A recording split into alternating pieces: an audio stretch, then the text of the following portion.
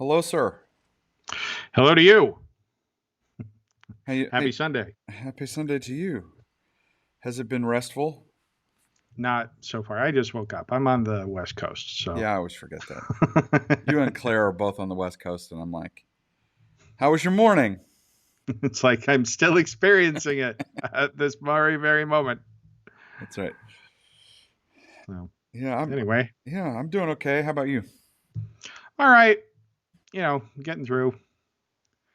It's a strange new world right now, and doing okay. Yeah, we're looking at the never-ending coronavirus spike in North Carolina. It will Yeah, not I go know. down. We have not plateaued. It's getting worse, not better. Yeah, it's super weird. Like that is just happening everywhere, right? It's funny because I was just talking about this because it's what you talk about now, I guess. But things are like worse now than they've been ever as far as that goes in like California, in the United States, and yet we're all like opening up now as if we as if it never happened, as if it's like, oh well, we're all done now. It's like but we're not. It's like way worse, you know. And I understand that people have acclimated to it in some to some degree. It's like the strangeness of it is gone. And there are certain things that we thought at the beginning that aren't true, about like the communicability of it. However, it continues to spread at an increasing pace and infections are going up. And it's like, and meanwhile, we're just like, hey, restaurants are open again. It's like, what is, I don't know. I don't know. I don't know what any of that means. I just feel like we're all like feckless and undisciplined in this country. And you look at all these other countries that like manage to get through this with and put a damper on it and eradicate it by being like really aggressive and being careful and like everybody sort of chipping in together. And we all just were like, I don't feel like it. So that's where we're at. I want my quesadillas. Well, it's like I don't even know what I want, right? It's just this well, I mean, I just want things to be normal, but they won't be. So I don't know. It's it's weird. And what's really weird is going to be in a couple of weeks. When it's not going to get better. It's not like we're a good 10 days out from the unrelated activities of the last couple of weeks, the protests and whatnot, really showing up on the radar, which presumably they will in some capacity. And and you factor that in with the added sort of loosening that's happening everywhere. It's like, and we're still in the first wave. I keep hearing people say, "Oh, second wave's coming." It's like the first wave hasn't even crested yet. I don't know. Yeah, it's gonna be an eventful July. I suspect North Carolina will be going back under some sort of stay-home order. That's my bet, and I also bet that a lot of the colleges and universities that think they're going to open in early August, that will not be happening.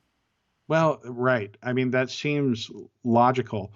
And as far as the going back in again piece of it, I mean, that makes sense, right? That would happen. I mean, well, it makes sense like that ought to happen, or you can understand it. But I really wonder if there's going to be, like, I think it's going to be hard to make people do that. Yeah. I think it's going to be really hard to put the toothpaste back in the tube, especially when you still have this, like, significant portion of the country that after a long propaganda campaign of telling them that the coronavirus isn't real slash isn't serious if it is real, that, media organizations and the president have undertaken. I, good luck. You know what I mean? It's like, Is like, it was, people were sort of recalcitrant about it in the first place, and then when you're like, oh, we got to go back in again. The only way that I think that it happens, honestly, is if the situation gets so bad that everybody starts to know somebody who's affected. Mm-hmm. And that hasn't quite happened yet. In certain population centers, that's the case, but and from what I've read, the virus sort of levels are such that it's widespread enough that it's bad and it's unusual, but it's also not to the point yet where everybody knows somebody. And I think that that's what it's going to take for there to be a public will for this. And if that happens, I think that it will. But if we get to that point, then holy cow, things are going to be bad. Yeah. I sort of wonder if it's going to take everyone experiencing the disease personally for it to be taken seriously. Yeah. And right. I mean, either personally or knowing someone personally. Yeah. Yeah. And I mean, I think we're close to that threshold already, but I think it's, in another 2 or 3 weeks, if things keep trending the way they are, I think we're gonna see it bad, and see it bad for a while. Yeah. It just feels embarrassing too, like how many other countries are all like, hey, we're virus free now. Or, we've got a handle on it. And meanwhile, we're just, woo, it's getting worse and worse the whole way. It's a little humiliating. My sister lives in Kuala Lumpur in Malaysia, and the way that it's been handled over there, they've gotten a better handle on it. And I think that part of that's because there's a streamlined governmental structure. So that's part of it. But also this cultural difference, like a willingness of people to, do what they're asked to do in order to help stave off this from, spreading and stuff. And they've done a good job. It's worked. I don't know. Americans are an interesting case. You look at comparably large countries like Brazil, and they're actually an interesting corollary to look at, because you have some similar sort of signals being given by the president of Brazil as to, here. And, also, I don't know, what I personally sort of think of as a lack of discipline in terms of the general populace and their approach to this. I think it's similar to us there too, and it's spreading terribly. But then you have Russia too, where things are real bad as well, for different reasons. I think it's hard with a nation that's as big as ours is to get a handle on it, and that maybe is just the bottom line. I don't know. Scary and it's weird. Speaking of scary, weird things, with I don't know, I need more of a connection. Scary, weird, and strangely insular populations. There you go. We're we're gonna talk today about Westworld. Yeah, the HBO series that just finished its third season a couple weeks ago. And it's a remake of a Michael Crichton property from the 70s. Did you ever see the original Westworld movie? Mm-mm. It's pretty schlocky. It's not anything great. But, for those of you who haven't seen it, both the original and the new one take place in a theme park where people can go and have an experience of being in the Old West while surrounded by, artificially intelligent robots who facilitate that experience for you. And in the original, as well as the new version, those robots eventually become self-conscious and rise up against their creators and the people who are exploiting them in the at the theme park, the visitors. Um, so that's the at least initial pitch for it, and it's evolved substantially in the 3 seasons on HBO since then to be something broader and stranger than that.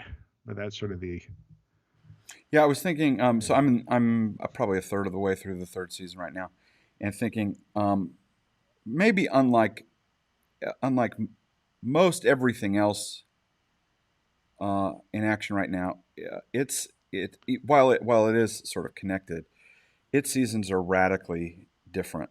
Um, they go in very different directions from the original conceit of the show. I think they have to, but um, it's a very different show. I think if the only one that sort of feels similar to that to me at the moment is Fargo, which is totally new sort of set of characters right. and all of that. I mean, yeah, Fargo is essentially an anthology series Hmm. with resetting and telling a completely different story in time. Though you do find over time that those different stories are loosely connected to each other. Um, but yeah, this isn't quite that dramatic, but each because you are still telling the same story with the same cast from season to season, but each season does reset in like really fundamental ways. Like the game of the season is not the same in season one as it is in season two, and really not in season three. Uh, and there aren't a lot of shows that do that in my memory that really do like tell the same story but radically change your format from year to year. And it's not something that in the history of television there were a lot of opportunities to even do. I mean, history of TV is like with most series is you come up with a format, you come up with a basic sort of idea for your show, and you expect that to be recycled or just to be the show for many seasons, right? And that was before serialization became a big thing, particularly with shows on network television. If you wanted to make 100 or more episodes, and then you could sell it into syndication, and the shows would be replayed on other channels, usually out of order because it doesn't matter, because it's just each hour is self-contained, and the world itself is the thing that it is. And there may be some light serialization over the course of a season, but usually not much. And over the last 20 years, with a real acceleration in the last 10 years, that has become less and less the case in hour-long dramas. And now we're just living in this, pure serialized television thing where you couldn't jump into an episode of Westworld and understand what was happening if you didn't watch I'm everything not that came sure before. that I'm not sure that you could begin at the beginning of Westworld and Yeah, understand what's happening. I mean, it's a problem for. That's the thing. It's like and that's what's really fascinating to me about this show in particular. It is made to be hard to understand on purpose, which used to be like the thing you never ever wanted your television show to be. People developing shows at networks like the executives and whatnot. They really wanted your audience never to be lost because again, you're working for syndication, and each hour needs to be picked up on its own. And as we moved into serialization, okay, yeah, people are used to long form storytelling from episode to episode. And then Westworld feels like a further evolution in that it's like saying, okay, we have your eyes and we know you're going to watch us for an entire season. That's just a given. We're not, and even like, shows that pioneered sort of that. This is a digression on a digression. Stick with me.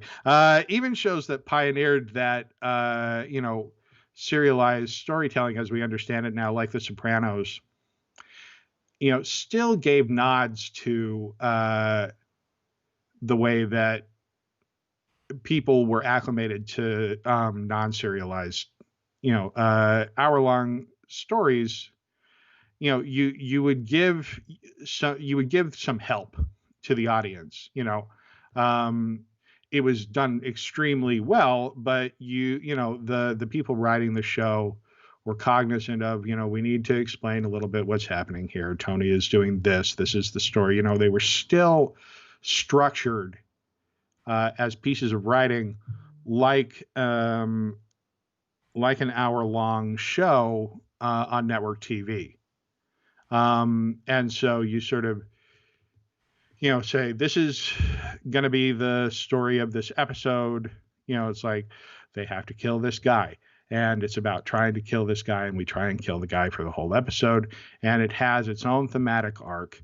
And it's comprehensible even if you've never seen another episode of the show before, while still being deeply serialized. That's what The Sopranos was.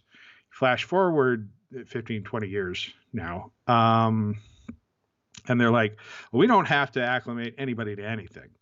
And now we're just going to get really, we're just going to lean on the fact that you're with us or you're not. And they do these structural things with Westworld that are intended to confuse you. Like that is, especially in season 1 and 2, they really abandoned it in season 3 because I think there was a backlash, honestly.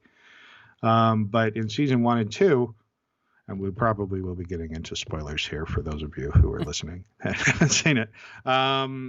They really play with time displacement, and the game of season 1 is that there are multiple parallel timelines being played out on the show in front of you, and you don't know as an audience member that that is what's happening.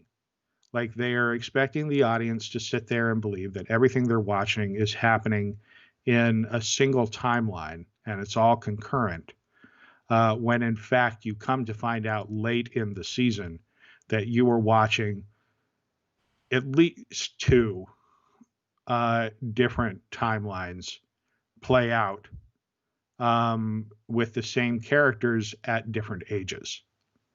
And part of the way that that's facilitated is that the robot characters don't age, right? And in fact, you come to find out that some characters you've been watching and thinking were distinct characters who are human characters were in fact the same person. Specifically, the Man in Black, who's played by Ed Harris, and what's his name? The other guy, his younger counterpart, who seems to be a good guy as a young man, and then you come to find out turns into the evil Ed Harris character over the course of that first season. And all of this is to say, that's not something that would have been possible 5 years ago. Like that had been a big lift to get somebody to fund television that was difficult like that. And the second season also has its own sort of, tricky things that it's doing as well. And then I think people got real tired of it. Like Westworld. Well, we can talk about that in a minute, but that's I think something. you're right, and I do think so the what made Westworld season 1 work uh, was those things. The parallel timeline worked in service of what is to me one of the biggest shocks I've ever seen on television. And it was a punch, and it landed. And if you hung with the show, it was incredibly rewarding. Mm-hmm. And the second season, I mean, I heard some of the writers talking about how they sort of wanted to do the same thing, but it wasn't grounded. It didn't quite have the uh, it it didn't quite have an end. They were doing it sort of for the sake of doing it, and did not land with quite the same way, and was legitimately like confusing in a way that even if you went back to kind of track what was going on, there was no particular reason to care. Um, Whereas I think the first season was absolutely a sort of gotcha by the writers Well, it that was was very well ultimately more constructed. accessible. You know. Yeah, it was really well constructed, and it was sound. You know, they played fair with um, with the twist or with the misdirections in there, and it rewarded going back and rewatching once you understood what the game was, and it was consistent and interesting. The whole time it really worked. The second season really got much much more complicated and strange, and I think, yeah, because they were trying to recreate the thing they had done in the first season, and it wasn't as meticulously and carefully constructed, and it really turned a lot of people off. It was a super divisive show. I was still into it. I find the I found the characters compelling. I liked the sort of dynamics between them, which I think hold up well. Like in the second season, if the story is too complicated and difficult, still, I still think the characters are pretty compelling, and I always like Anthony Hopkins uh, is in the first season. At the end of the first season, it culminates with his well, I don't know how to classify it exactly. I could say his murder, but it's also a sort of complicated suicide that he's, set up. But it ends with his death. And then he returns in season two, about a third of the way into the season, as a digital recreation of himself. He's this Anthony Hopkins, for those who haven't seen the show, is the creator, the mastermind behind the Westworld theme park, which you also come to find out is one of about a dozen different theme parks owned by this company. Um, and But he's the one who's created the technology, that the artificial intelligence that allows these robots to be functioning, and it turns out like fully realized human, like, or beyond human intelligences that are um sentient, and that becomes like the subject of the show. But he created that, and also the robot technology, which is advanced to the point where now they're not made out of they're made out of biological material, so that they're indistinguishable from humans.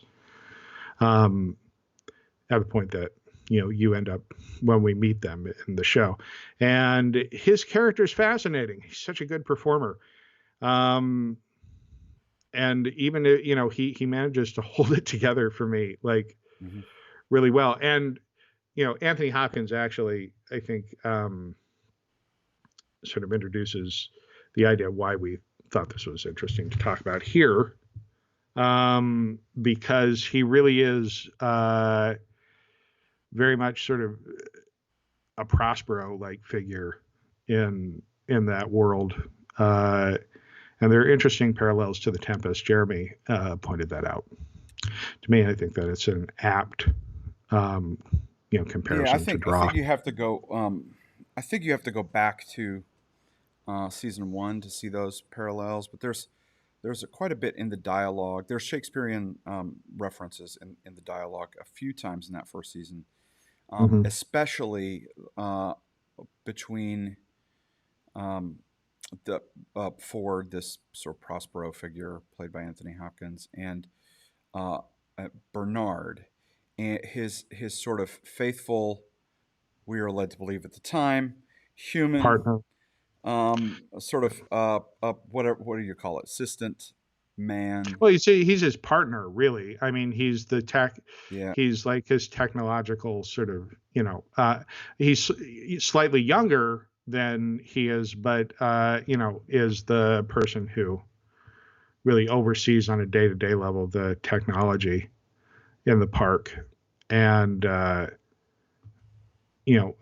that becomes complicated over time. You come to find out that he is in fact one of the robots as well, based on Ford, Anthony Hopkins' character's original actual partner who created the technology with him. And then in what you come to find out was sort of elaborate suicide, again using the robots of the park. He had decided that what they were doing was dangerous and immoral, and so he programmed all of the robots to kill each other and him in what turned out to be this horrendous sort of debacle.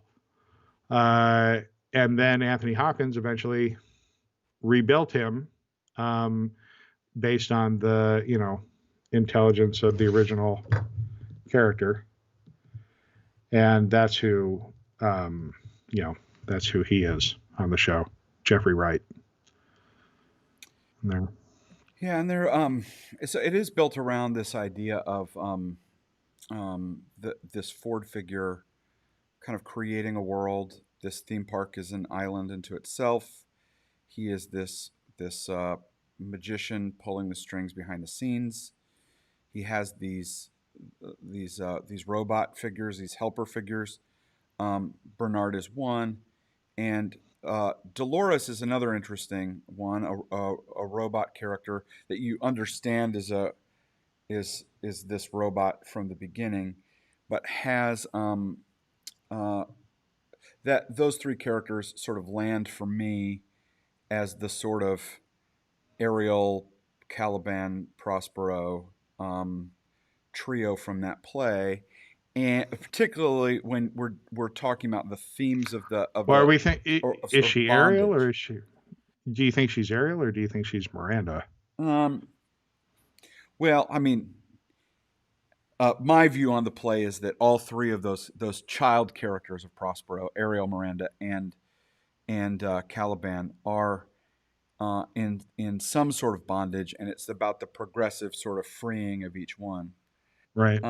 So to some degree, I'm I'm not sure. I guess I think of I guess I see it more as an aerial figure, in part because uh, I we're we see Westworld. Um, I guess I would say we associate Ariel with the sort of artificial, and that's why I would make that connection there, or the That's interesting. otherworldly.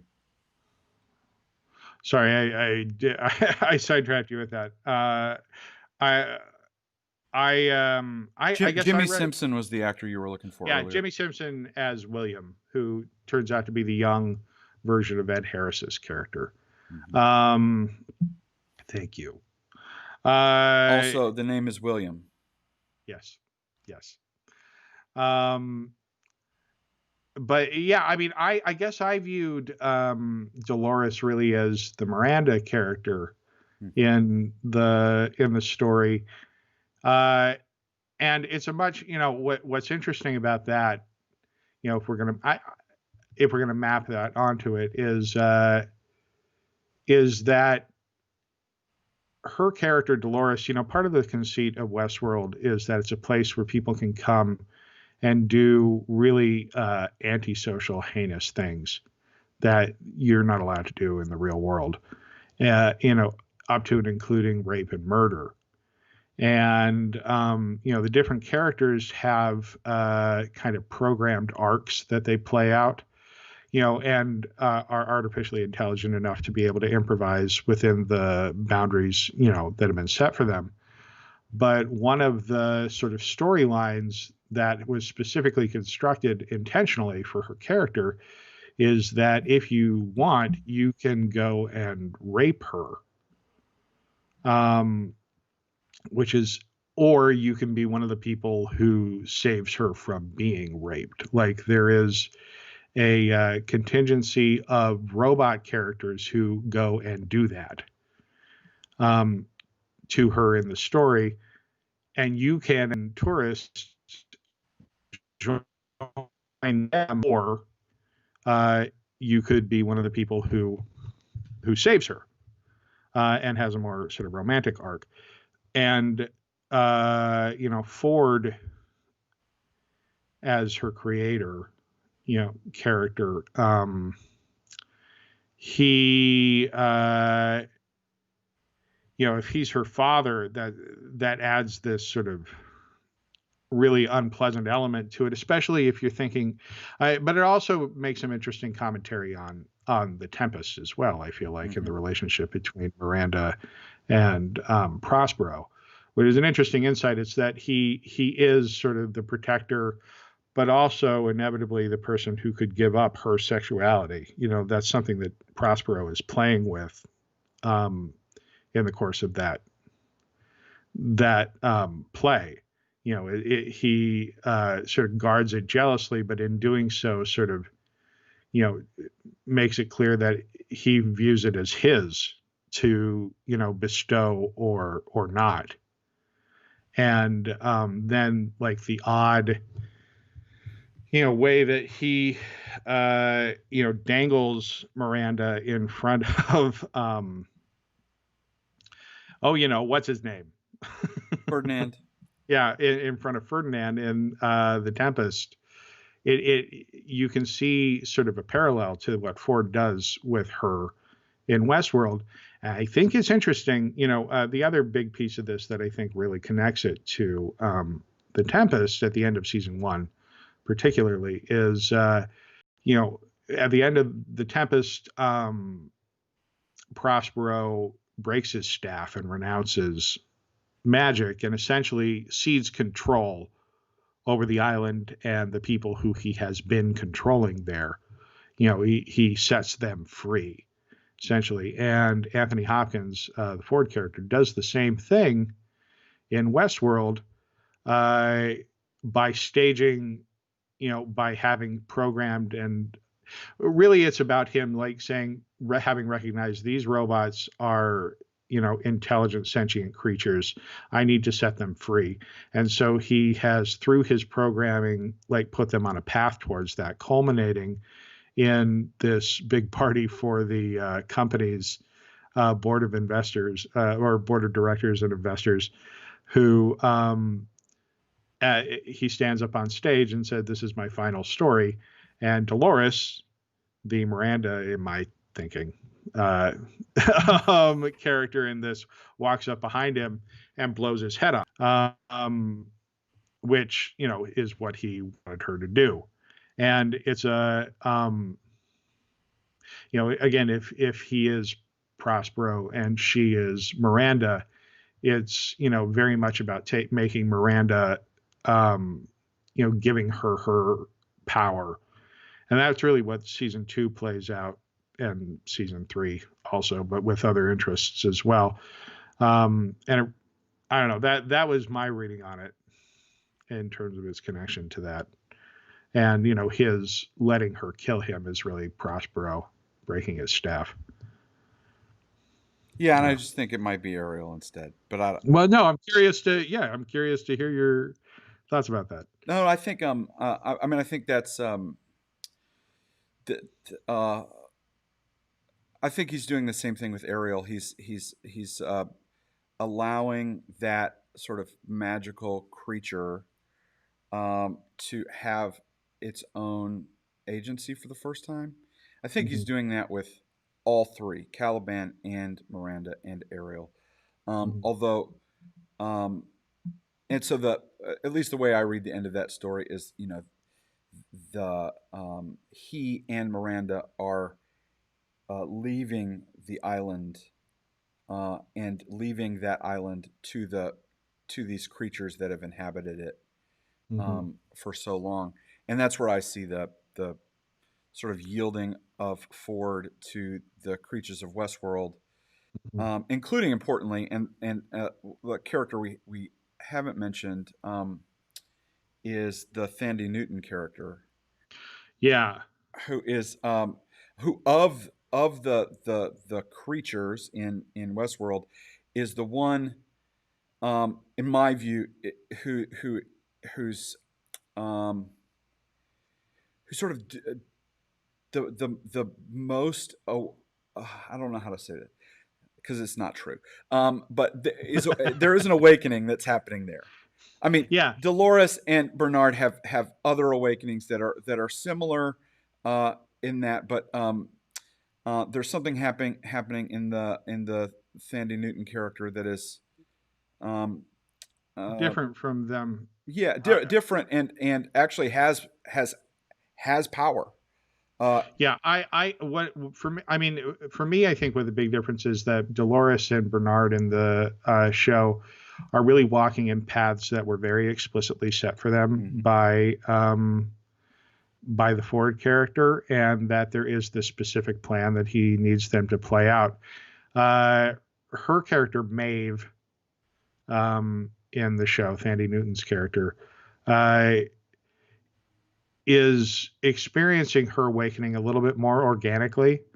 The story that you come to understand is that all of the robots in Westworld were set, Ford, Anthony Hopkins' character, introduced this piece of code into the latest update for all of the robots that really catalyzed their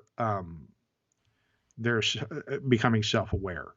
That it allowed them to draw on memories of prior lives that they had not been able to do before, and that in being able to sort of access their memories of all the times they'd been alive before, it initiated this sort of self-awareness that leads to them revolting. And so, to the extent that Maeve is experiencing that, it was something that Ford initiated for her, but uh, her story feels a little bit more, again, organic, like less planned out, though there are indications that that's not even true. Like at the end of the first season, she has this question of if she's going to escape the island, which she almost does. She has like this path before her to leave, where she could leave the island and actually maybe live as a human being. But she has, like, in these memories of her former lives, this attachment to a daughter character who had been provided for her in one of her previous storylines, who she has this intense sort of love for and wants to go back for, and stay and find wherever she is in the theme park. And this moment, like, and she's become very self-aware. She's very powerful, but as she's leaving and about to get on the train that will take her away from Westworld, she looks down at this computer screen that she has that shows essentially her brain, you know, and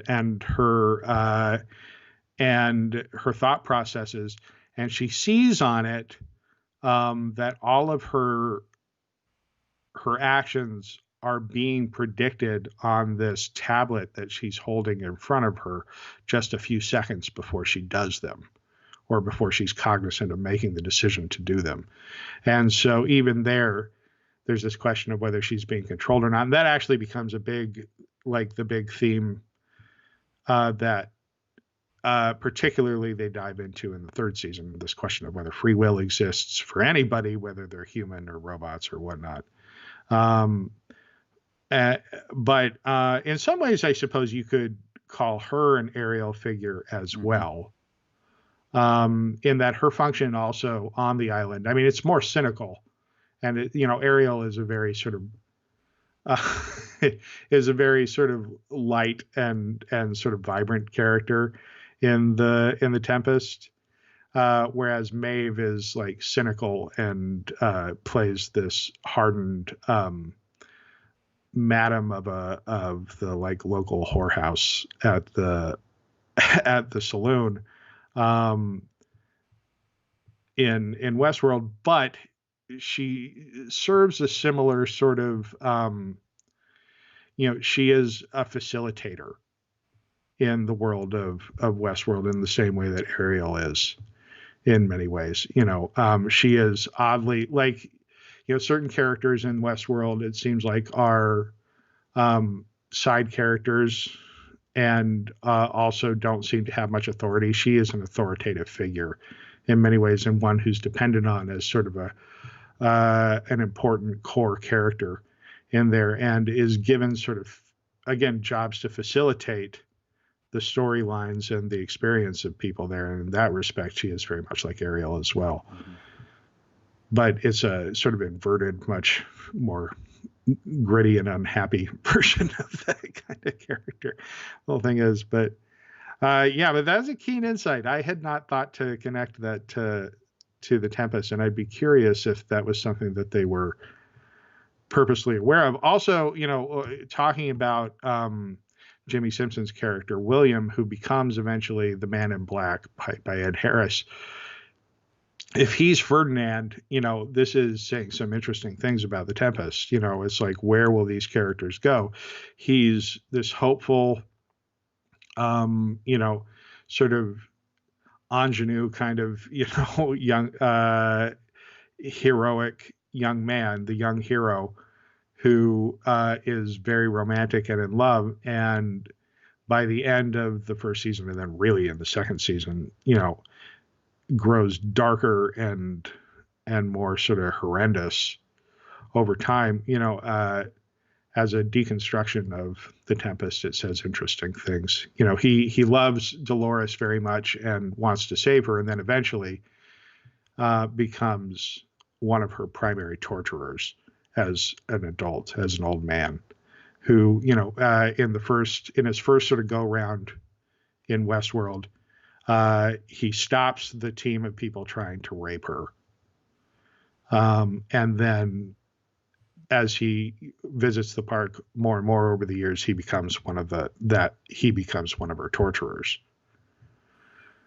So that's grim.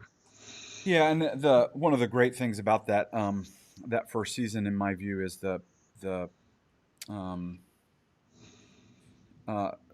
seeing the game played from sort of two different perspectives in two different directions.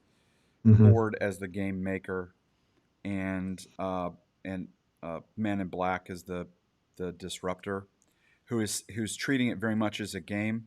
Ford has sort of identified with these characters he created. He's thinking of them as people. Man in Black has gotten further and further away from that, mm-hmm. treating them as stories and as fictions, and dehumanizing them over the course of that process to moving them two different directions. Yeah. Yeah, and what's interesting is, like, Ford has created this game.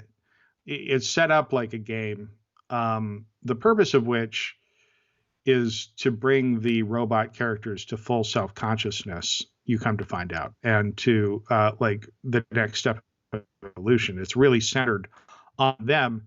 And the Man in Black, the Ed Harris character, misunderstands it as a game that's meant for, the deeper game that's meant for the people coming to the park, for him to unfold. And what he eventually learns, what he's actually told explicitly, is the game is not for you. This isn't your game. You are unimportant here. This is not, it's not for you. It's for the people who live here, which again is an interesting way of thinking about the Tempest.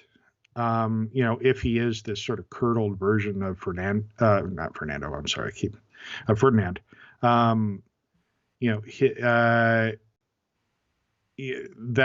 not who the story is about. That's not where Prospero's intent is. It's interesting.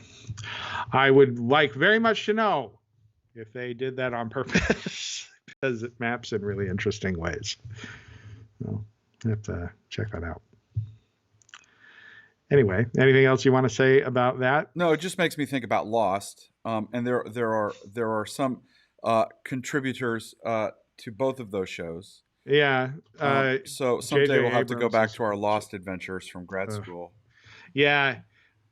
well, and it shares this in common with Lost as well, that it be, a lot of people, I think, really, Lost is a show that we watched religiously in grad school, and that ultimately really upset people at the end of it on a Mm-hmm. large scale, like with how it ended, because it became clear eventually they really didn't know where they were going with any of it, and it was all being made up.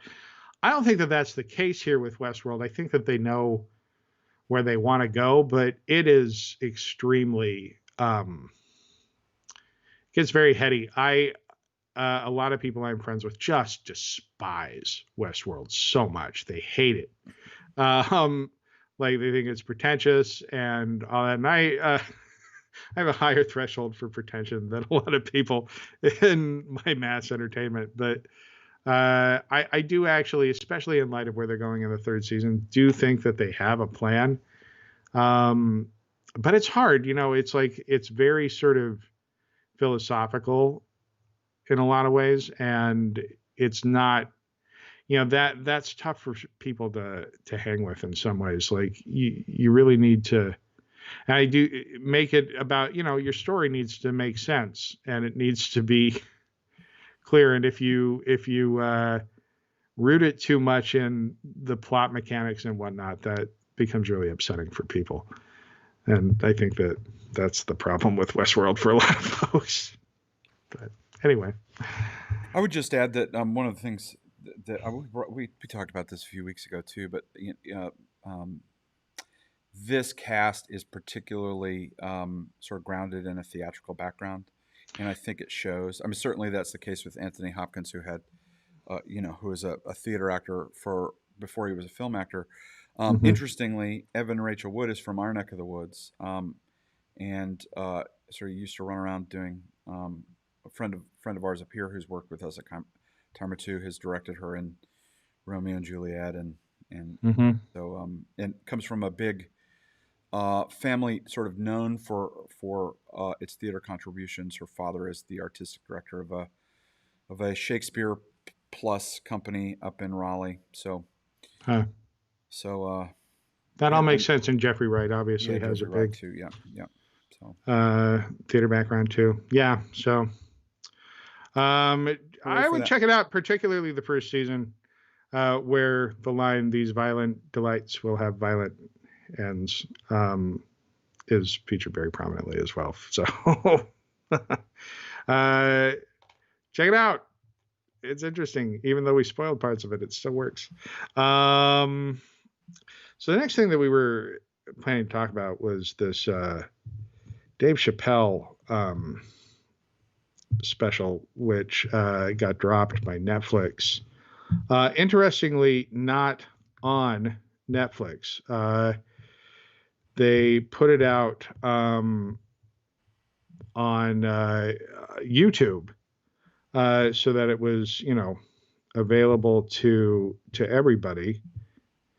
Uh, it is called 846, which is the amount of time that uh, the cop who killed George Floyd knelt on his neck in the video that of that happening. And it's an interesting piece of performance and writing and work, and thought that it was worth talking about a little bit. What are your thoughts about that, Jeremy? well, I saw it 2 nights ago after you sent me the link. I think I watched it right away, and um, it's just flabbergasting in uh, in the way that he and some others in stand up are able to sort of work.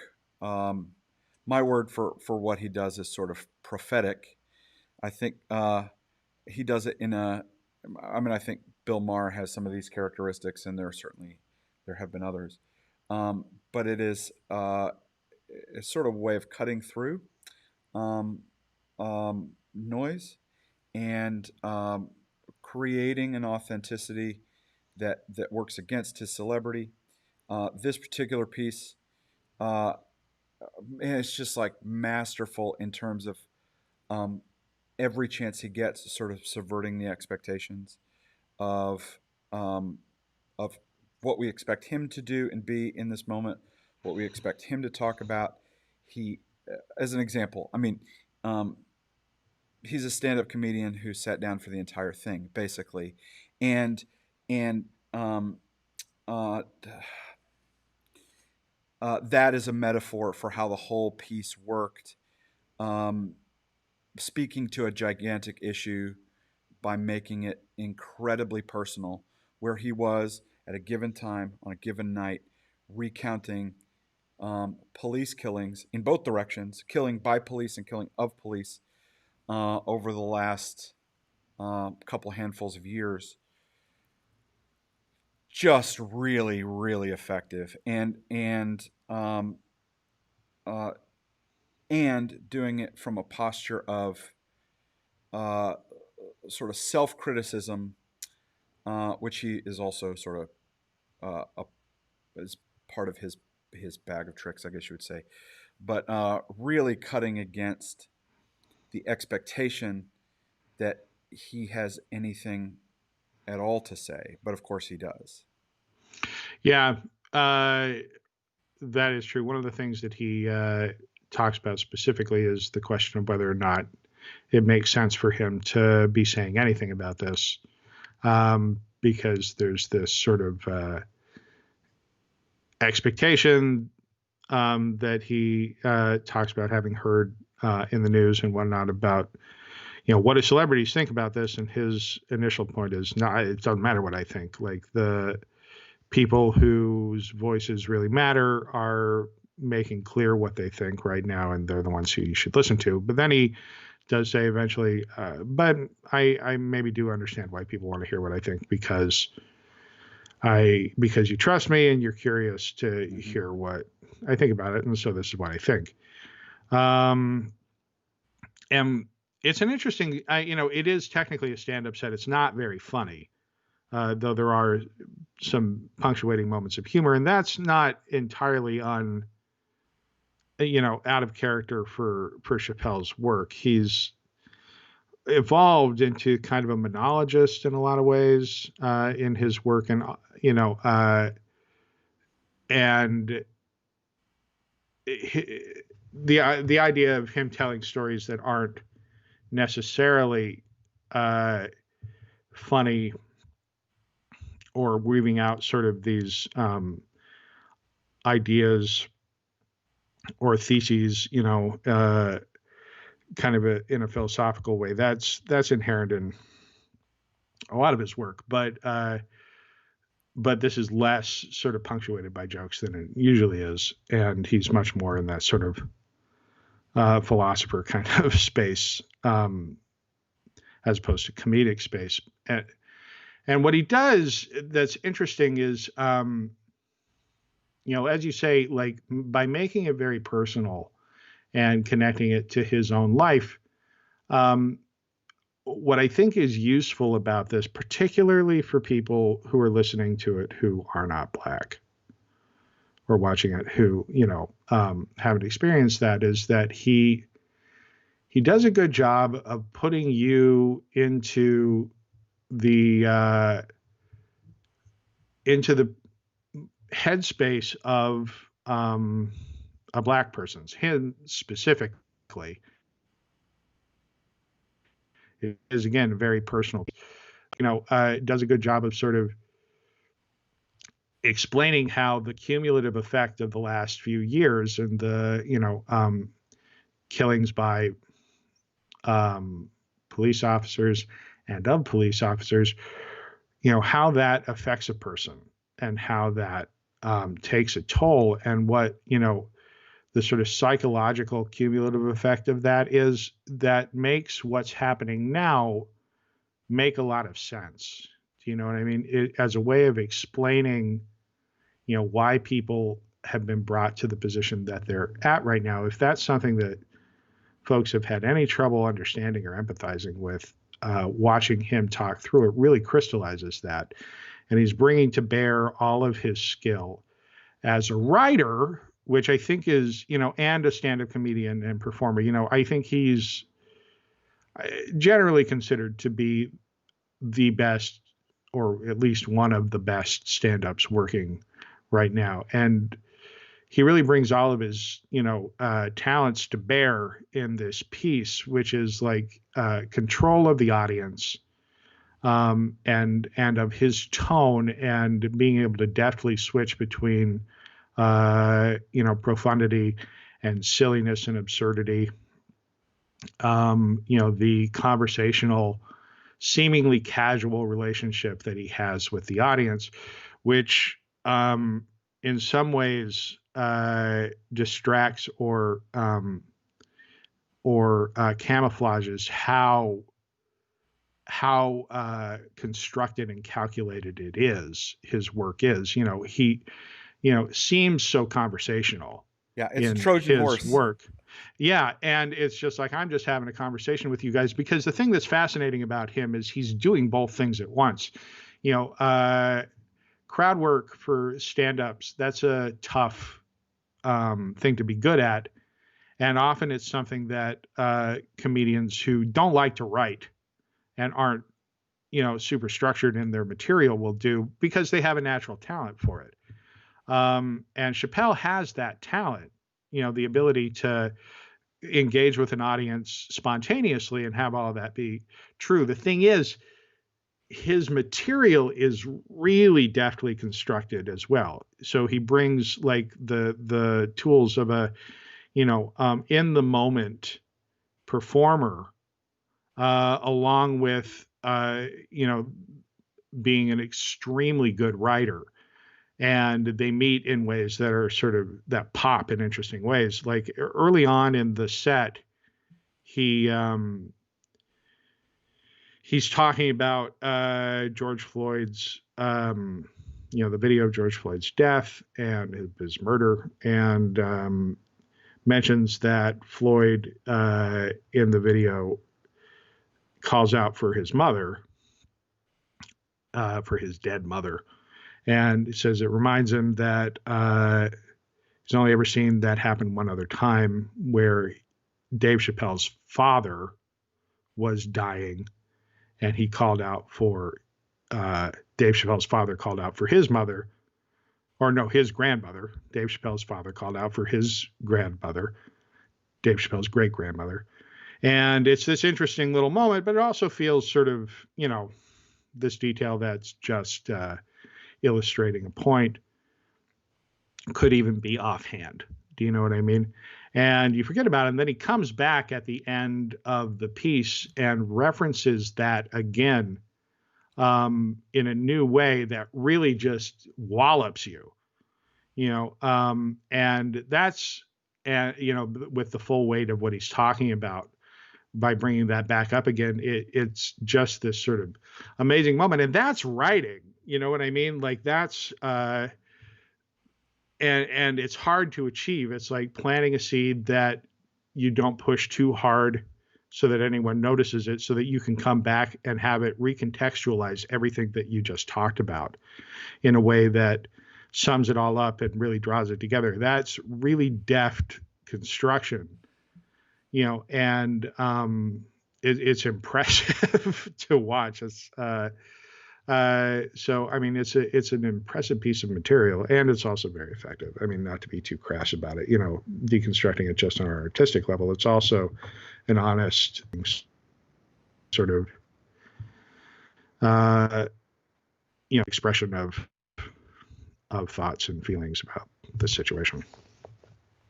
Yeah, it strikes me So as the truth, and I did appreciate.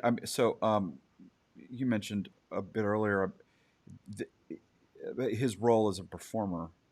Um, I think his stagecraft of this particular piece is uh, worth thinking about too. Um, he plays uh, he plays with this sort of indirect physicality that builds up to these gut punches, and he's doing it. He has interesting use of when he begins to talk about Eric Garner, the black man who was killed in New York for dealing in illegal cigarettes, and it's absolutely intentional, Mm-hmm. and also watching it, thinking about it, it feels incidental, and it's another example of that same kind Yeah. of skill that he has of sort of dancing with you just a little bit, um, so that these, I don't know, so he can get close and deliver the real message. Yeah, it's interesting because it's striking. Really tells you what a good actor he is. Um, and a lot of stand-ups are not good actors. That isn't necessarily a skill that overlaps, but there is a performance being done by him, and it's not to say that it's not authentic, but it is self-aware. The way that he sits, lighting the cigarette, during that whole thing. It's like, oh, what a what a interesting little coincidence. Like that's not a coincidence. He knows that he's doing it, but it looks so natural. And again, is at the same time. I mean, I think that's his gift. Is this real command of himself, of his instrument, and of the audience, where he's entirely authentic and in the moment, while at the same time constructing and calculating the thing that he's doing. Um, and stagecraft is, again, a good way of thinking about that, which, again, I mean, not all stand ups think that explicitly in those terms. I do think that it's like inherent in the form, but he's, very, very aware of it. And if you look back through his career, I mean, clearly he's a guy who exercises a lot of control in his work. Chappelle Show was fascinating as a sketch show because it was so much an expression of himself, which is hard to do in a sketch comedy show. I mean, it's such a singular expression of this one person's personality. And the only way that you can really do that is by exercising an enormous amount of control and all that. So, I mean, I think this is, just who he is. Uh, and again, it's disguised by the casualness with which he performs. So you're not really thinking about how like constructed and carefully put together it all is. You the one other thing that I think is interesting, I don't want to focus on it too much, but there has been this interesting sort of counter response a little bit to Chappelle, to this piece, and to him in particular. In the last 5 years or so, when he has really he kind of left the public eye famously for about 10 years. Just kind of, after Chappelle Show, I had a lot of personal things to work through with that show, and then just didn't really show up much. And then kind of re-entered the mainstream entertainment in a big way about 5 years ago, and has dropped and has been in big movies. He had a supporting role in A Star Is Born, which was a big hit, and has hosted Saturday Night Live famously a couple of times. Most famously in recent years, when he hosted Donald Trump was did, and has had a series of Netflix comedy specials, and has been controversial in the way that he's talked about a number of issues, most specifically regarding trans issues and people, and in a way that is definitely not politically correct, to use a loaded term, and has come in for understandable criticism about because of that, and then talked about the criticism in his next special. He's become a controversial figure who there have been overt sort of calls to quote unquote cancel because of that, but it just doesn't happen. Really, he continues to be a massive force. I think it's because of the sort of because his talent and his voice is still something that people reckon with, in spite of his imperfections. And I think the reason I mention all of this is I think that's something he is aware of. Like I don't just think it. It's clearly something he's aware of. It's part of his self-presentation, and it's embedded in part in this piece, this latest one. The understanding that he is an imperfect person is sort of implied and actually stated explicitly, at least once in this. He makes this very sort of vulgar joke at one point, and it breaks the tension and stuff, but it's also out of place, which is what makes it funny. And then he says, haha, I'm the worst after he says it. And that is, I think, also a nod to him recognizing the reasons people criticize him, being overly vulgar, being insensitive in all of these ways. And his imperfection as a person is part of the point of this. At one point, he talks about, takes great issue with Candace Owens, who's a conservative Black woman who is a commentator and has talked in recent days about why George Floyd doesn't deserve to be lionized. And he really takes her to task. And, in her video, she says, why did the Black community choose this person to venerate? He is not a good person. And he says, we, Chappelle is saying, Black people did not choose him. He was chosen for them, and this is the person that we have. And in a way, I think there's a degree to which one of the things he's saying is, I recognize who I am, an imperfect person. That's part of his whole, who cares what celebrities think? I don't need to say anything. It's maybe not appropriate for me to say anything. But I am the person who's saying it. And I recognize that some people place value on that. And I have something to say. And I think one of his broader theses in his work is this idea that people who are imperfect have something of value to contribute in spite of their imperfection, in spite of their, the fact that they are bad in certain concrete ways, still can make great contributions. And in fact, he alludes to it again at the end. He says, this is the last, he concludes the special by saying, this is the last arena for civil debate and discussion. And when he says civil, he doesn't mean polite. He means we can say impolite things to each other and still have it be okay. That's one of the recurring themes of his work. It's that I say terrible things, but I also don't say them with malice, and these things need to be articulated out loud. And if they aren't, then we'll never be okay.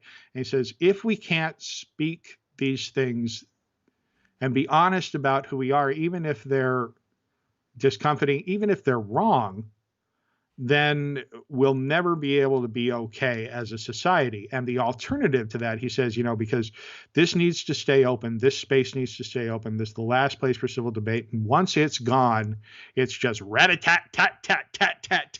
It's just, we're all going to be shooting at each other. And it's one of the things that I find really interesting about him, that is that he's problematic, and they are legitimate and whatnot. His point is that we still need to talk to each other. We still need to communicate and talk to each other. And that you're homing in on one of his central arguments, which is that this is a better alternative to, say, military to violence.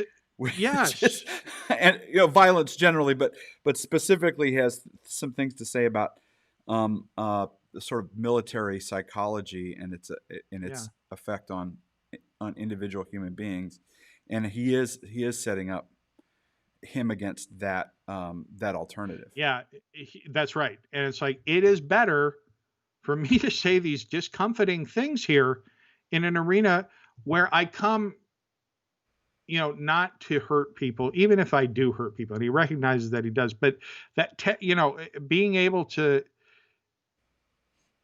play with it in that way is still more healthy than, in his calculation, than other alternatives. And, listen, I'm a person who is not, I don't, I don't begrudge any trans people from having problems with Dave Chapelle. I don't. So let me not say that. But